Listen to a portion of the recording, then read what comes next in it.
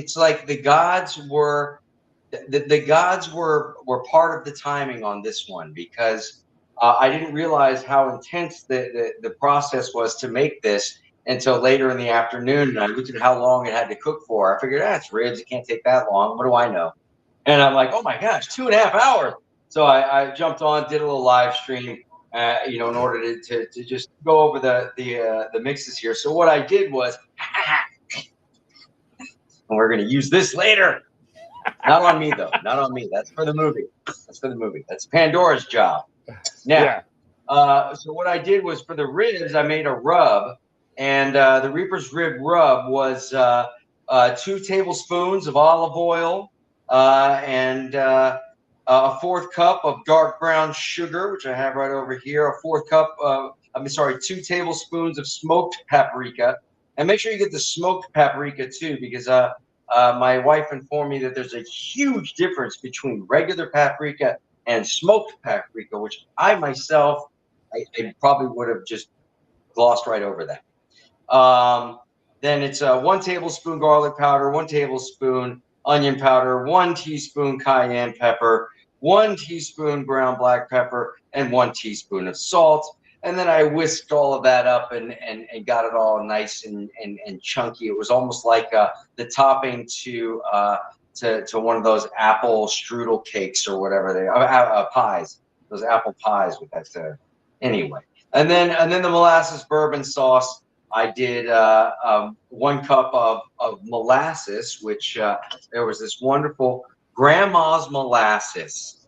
Now, we're not getting paid for this, but let me tell you something. That cute little grandma on the front of this molasses jar, who wouldn't want to use this molasses? Reminds me of my mama, John.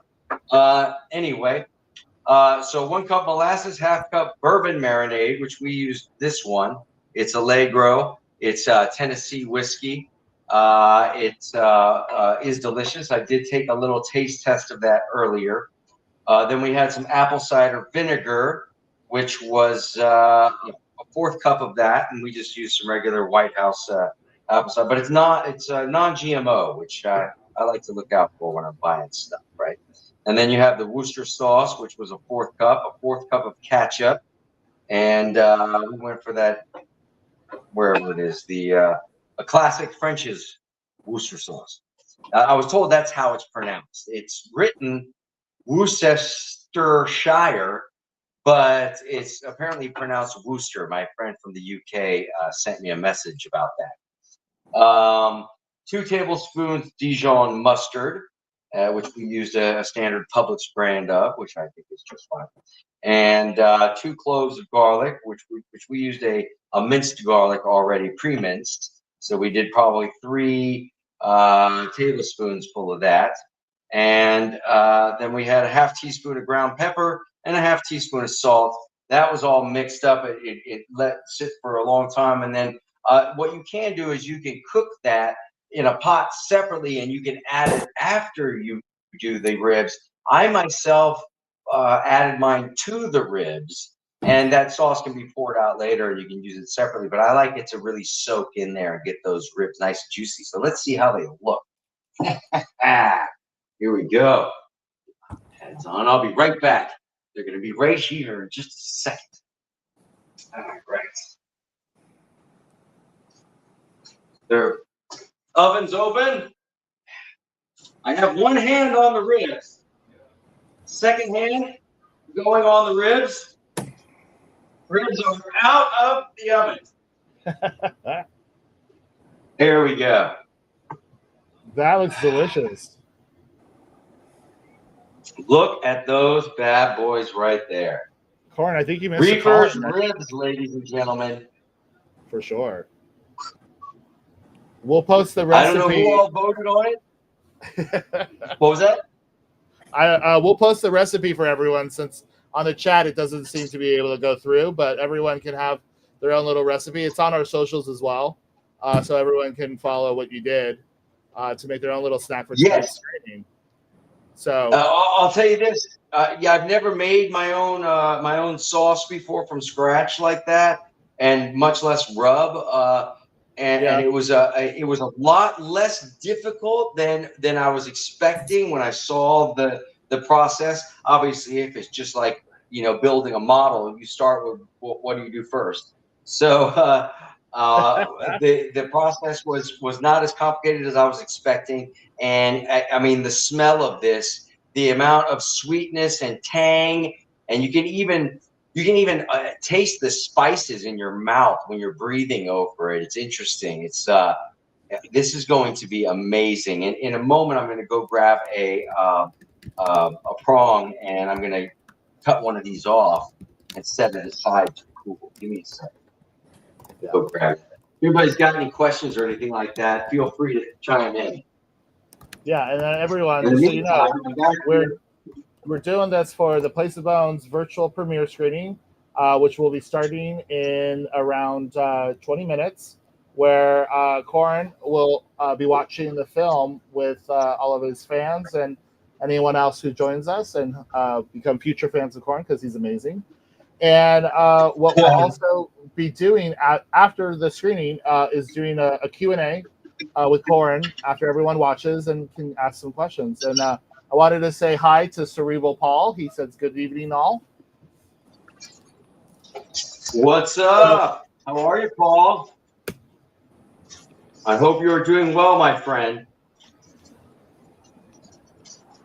And we have David Kerr, producer from the movie as well. Sorry for jumping on each other. It's a live stream. So David, why don't you say hi to everyone? And what made you make the movie? What kind of inspired you to make Place of Bones? Well, first off, hi everybody, and this is Daisy for anybody who was wondering. You know, I just read the script. I've known about this writer's work on a few scripts that have been submitted to me, Richard. And when I read this, I was blown away. I've seen a lot of Westerns. I'm a big Western fan. High Noon is one of my favorite movies. So, you know, I love the genre. I've always wanted to do a Western. But seeing a woman in the lead like this, and a woman and her daughter all alone with, I'd say, almost a female empowerment story, really took me. And obviously there's a surprise ending, which we won't give away. But all of that kind of put together, and then coupled with Audrey Cummings, who we found in Toronto as the Toronto Film Festival's award winner for Best Emerging Director, I could see we had a female filmmaker who could deliver this home. My next call was then to Andrei Sakula to see if he would do a favor for us and work within our budget. And if those who don't know, Andrei Sakula is the cinematographer behind these little movies like Pulp Fiction and Reservoir Dogs and American Psycho with Christian Bale. So he's really one of the great cinematographers of all time, as far as I'm concerned. It's one of my idols. Luckily, we had a relationship there, and he was blown away by the script. He loved Audrey. We just found a recipe, not to take away from the recipe that Corin has now enlightened us with. But this was a perfect recipe for filmmaking. And then I called my good buddy, Corin Nemec, and I said, Corin, I need you to come to LA and do a little movie with me. And he read the script, and I'll let him answer that one for himself, but I think he was pretty taken by it too. And I mean, this is what we do as producers. You know, we package things together. And then funny enough, you know, I wasn't even planning to act in this one. I've acted in over 60 movies, and, you know, most people who know me know I started as an actor. But what's happened on so many of these films that I produced is somebody got sick with COVID, and I had to jump in and do the role. And that's what happened. So that's kind of how this all came together. And of course, you know, with Heather Graham in the lead, we knew we had the right star to bring this home. And from Brielle, who's with us today, I believe, you know, finding her, you know, the one thing when we shoot in LA, Eric, is we like to hire people in LA. That's usually the cost benefit of not getting all the big tax credits and rebates for shooting outside of LA is everybody lives here. So we don't have to bring them in. I had to bring Tom Hopper in from London. Brielle had to come in from Montreal, Audrey from Toronto, Corin from Florida. I think aside from me, nobody lived here. So it was, Andrei Sekula had to come from Poland. It's just crazy. Even our sound guy came from, I think, Montana, who's one of my favorite sound guys, Brett. I said, I need you on this movie because I need the sound to be top notch. So, that's how it all kind of came together. But I got to say, Corin, who I've not only been friends with for years, but I've been a fan of for years, I think delivered his greatest performance ever, and something that stands out as really a scene stealer. It's funny, like you'll see, there's a scene where I don't want to give it away, but there's a scene where he's continuing the action, his dialogue, and ad-libbing stuff as we bring the action outside the house, and he's still screaming and yelling and coming up with all kinds of stuff. That's all Corin. That wasn't in the script. So he brought a lot to the table, and I'm really excited for people to watch this.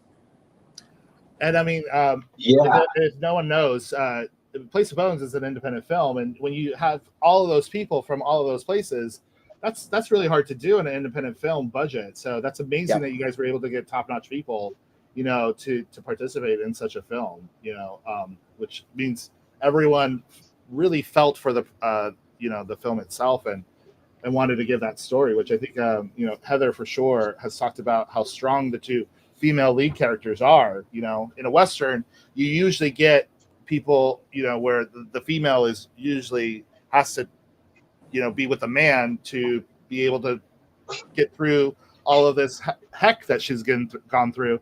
And she's been able to, people will watch, but her character is just so amazing and so strong for what she does. And she's just a know-nothing kind of woman, and takes on these men that's in the movie. So, and by the way, the location was almost a character in the movie. It was really difficult to find the perfect location where you would have these two women secluded in the middle of nowhere in the mountains that looks like the Wild West. And ultimately, with all these places we looked, from Utah to Colorado to Arizona, and even in the South, ultimately we ended up shooting here in LA because nothing really could match those mountains. And we had a 200-acre ranch that was with nothing on it, right? It's just mountains and trees and dirt roads and pathways. And we built the sets there. And luckily, I know the owner of the ranch. We made a really good deal that saved us, because if Corin will remember, we had a lot of rain, a lot of strangely cold weather for LA. And remember that mudslide, the mudslide. Yep. God, thank God the sets didn't blow away did the mudslide. Did Audrey sleep? She slept in the cabin the first couple of days, right? That's what Heather said in her Q&A. Yeah. We never could have pulled this off trying to rent like Disney Ranch or something, or one of these studios. Right. So, the fact that I knew this guy and made a really good deal with him, he allowed Audrey and the cinematographer, Andrei Sekula, to live at the ranch for weeks while they prepped the film.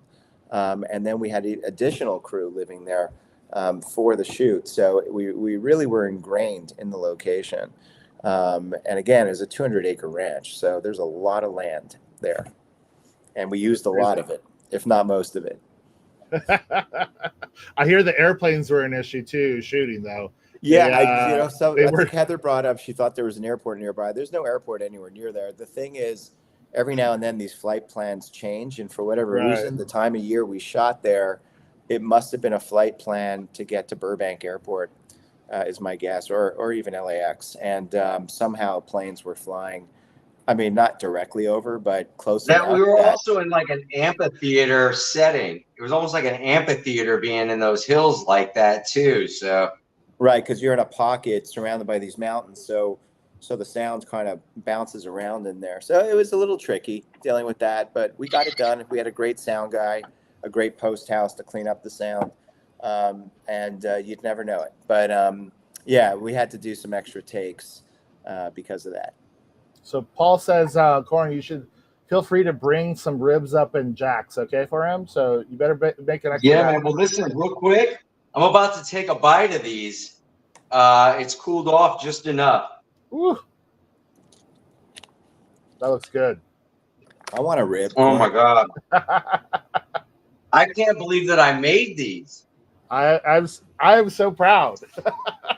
when everyone chose the ribs and I saw the recipe, I'm like, oh, he's gonna hate me. This is amazing. That's why they voted on it. Some Reaper's ribs. Oh my god. Yum. That's great. That looks If anybody so else made these, you're gonna be so happy you did. Oh my lord. Well, the recipe's up on all of our socials on the Avenue, so anyone can check it out. This is the best piece of meat. This is the best piece of meat I ever ate. Finely salted, fried right through. Indeed. So, Corin, I know we'll have a Q&A later regarding more details and stuff like that, but what drew you to the role? What led you to take on the role? First, I'm just so glad. I'm so fortunate that I got to work with David on his other film, Joe Baby.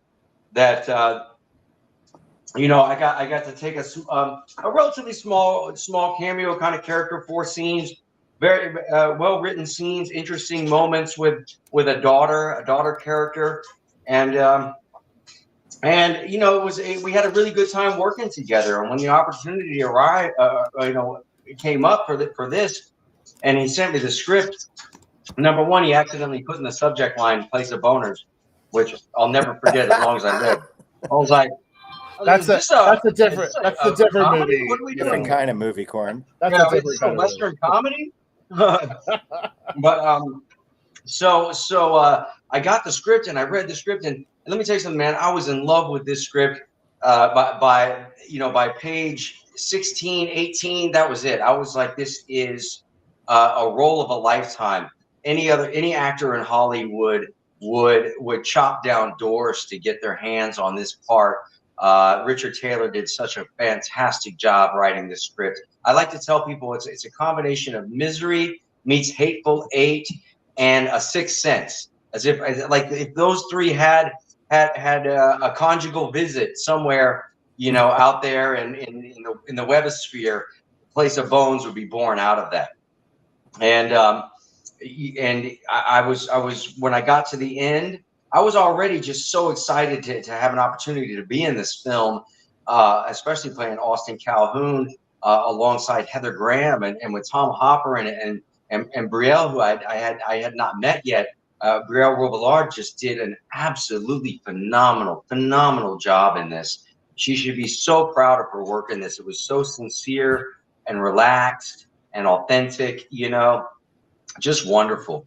And everybody else. I mean, Ray Abruzzo just stole the moment when he was the Wild West pimp. These are ladies, not whores, ladies. I was like, yes, I love you, Ray. My wife was trying to crawl by in the background. We saw that. We saw that.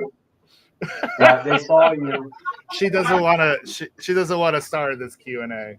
Yeah, and by the way, for us to bring in Brielle from Montreal, I mean, that was crazy. I was like, we can't find an actress in LA, for God's sakes. Like, let's go through casting. And we looked at the tapes, and Audrey's like, do you find someone better? And I'm like, no, this girl's unbelievable. So fly her in. Well, that's always great when you find the talent, sometimes you have to scour the world for them. So yeah. It's very rare as an actor you get a script that is so thoughtful in how the scenes unfold and how the dialogue unfolds, especially, and how the characters, if you're paying close attention, you can pick up on Calhoun's lies because he changes his story as you're going, and you can kind of pick up on it because he's just not. He's not the sharpest tool in the shed. Let's face it. But it's so well written. I mean, and then when I got to that aha moment in the end, that Sixth Sense moment in the end, I literally had to put the script down. I probably even got up and paced a little bit. Like, are you kidding me? Are you kidding me? And it's for me it's like cinema verde. It's kind of this wonderful blend of classic Western with a thriller blend to it, and then you have the action blend, and then you have the horror blend, that horror twist to it that makes this a very unique movie, and it happens in a real time and place that's believable. So it's not like something that's fantastical in the end, like Sixth Sense was. In this sense, you get the same aha moment, but it's more relative to present time as it was for them. Well, I don't want to give too much away of the movie itself, but I mean, your character doesn't get to move around a lot for certain reasons. We're not going to go into too much detail about it, but your performance is amazing. You have so many character arcs throughout it. You're contained in an area where you're relying on these women, and you see it in your face and your expressions. And so, like, how is it create, like, you don't get to act with your body, you have to act with your face? What's that, sort of situation for you? Well, I don't see it. Because I don't really approach it that way. I had the absolute blessing of studying with a teacher named Manu Tupou from the early to mid '90s up until around 2005 or so, when he had to retire from teaching due to health reasons and such. But he had a technique that just was absolutely mind blowing, and it's oddly metaphysical. You know what I mean? But for me, it's creating the reality of what the character is experiencing in his mind, and therefore it doesn't really matter if he's not mobile. That if he's not that mobile, because everything that he's going through is taking place inside the imagination anyway. So the imagination is bigger than the set, than the condition of the character, than anything else. So in a way, it's kind of a blessing, because as an actor, all I get to do is just relax into being a character.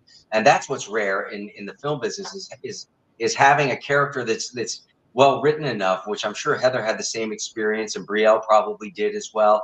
And I'm sure that even Tom did as well with his character, which was he did such a wonderful job in it. I see photos of him on set, and he's got his goofy smile and everything. And then you watch the movie, and he's so believable as Bear John, as this really dark, just sinister, but very smart, bank robber and thief. And it's interesting when I watch his performance, how you can see him coaxing other characters into more dangerous situations, so that he can kind of let them be the guinea pig, you know what I mean? And I was like, wow, this is really brilliant. But anyway, man, it was just an absolute blessing to get to play this role, and I attribute it all to David Lipper and our happenstance meeting in Mississippi, because my manager and he go way back, Michael Greenwald and he go way back, and I happened to be living in Mississippi at the time, putting a production company together with a fellow actor named Jason London. So it was really interesting. That's awesome. How that played out. It was also in our movie, Joe Baby. But yeah, I gotta say, to your question, Eric, it's a lovely thing for actors, having been one my whole life and taught it, when we have obstacles. And so when you have a physical obstacle for an actor, it just gives him that much more struggle in order to, like, he just can't do everything he wants to do, and it gives him more stuff to work with. So Corin used that beautifully. And it's probably one of the great things you can have as an actor, when a writer gives you all kinds of fun obstacles that you have to work through. How was David? So how was getting Cowboy Cerrone is in the film as well? If people don't know that, they know that now. And then also getting Tom Hopper, how were those gets for you? Tom Hopper we knew was a good get, because he's coming off of a huge run on the Umbrella Academy that's now in his final season, and obviously he's got a huge fan base. He also has crossover into Europe, where he did some great shows like Game of Thrones. But the beautiful thing about that is we knew he could ride, right? When he had done Black Sails and he had done Game of Thrones, we already knew he could ride and do all that. So that was a plus. And then Cowboy Cerrone, as Corin will let you know, we had a real cowboy. The thing with Cowboy Cerrone is there's no acting, right? That's this is a dude who knows how to twirl a gun, who knows how to ride and shoot at the same time, who's just a bad man when he wants to be.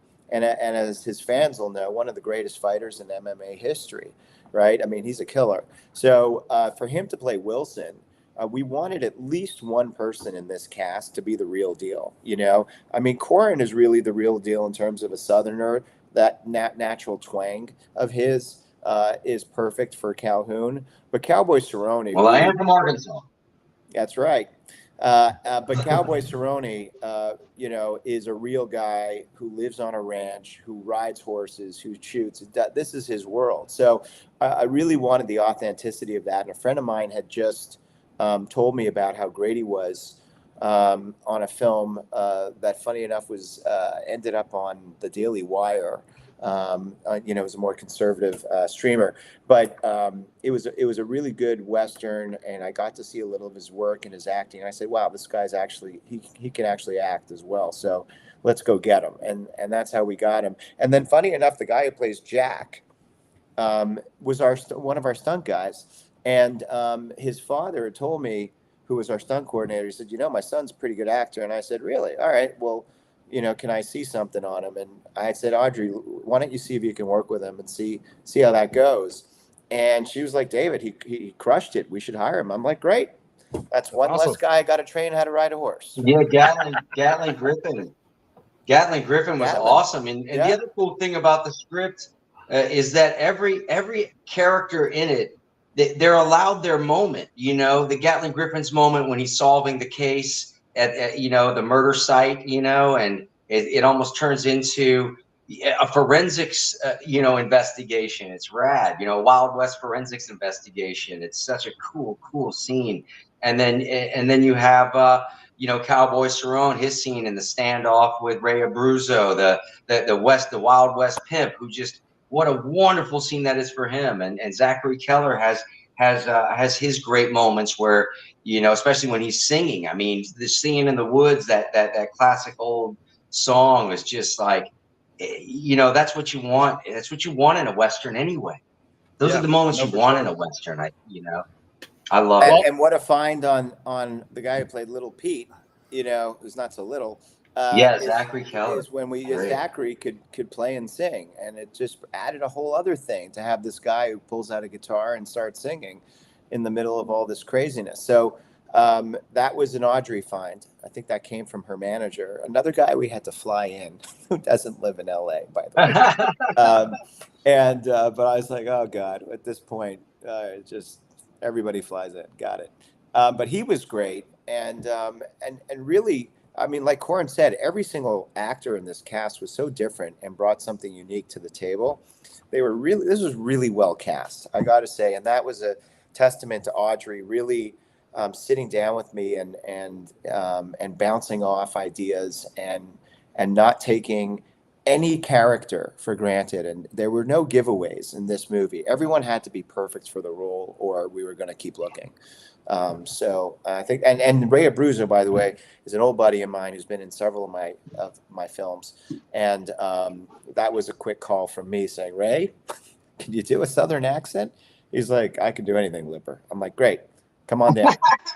By the way, do you know that Ray is one of the most requested actors on what's that thing called where you hire an actor to say happy birthday or whatever? Cameo? Yeah, Cameo. Oh, so Ray has like been a top 10 cameo guy for ages, and he was showing us that on set, and I was like, I get like 5 or 10 requests a year on that thing, but Ray is like, what day? Well, I want to thank you both for being on. I know Brielle was supposed to try to hop on, but maybe she'll catch us on the Q&A portion. We're at 4 o'clock Pacific time, 7 o'clock Eastern. So this is when we had planned to do our virtual premiere. So everyone get your trigger fingers ready and get ready to press play on your favorite digital platform if you didn't get one of our screening links. And we're going to go ahead and sign off for now and then come back at 8:45. Hold on, sorry. Let me get the correct time. Yeah, we'll come back at 5:45 Pacific, 8:45 Eastern, and we'll do a little Q&A after you've watched the movie. So if you haven't purchased it already, these ribs will be gone by then, I assure you.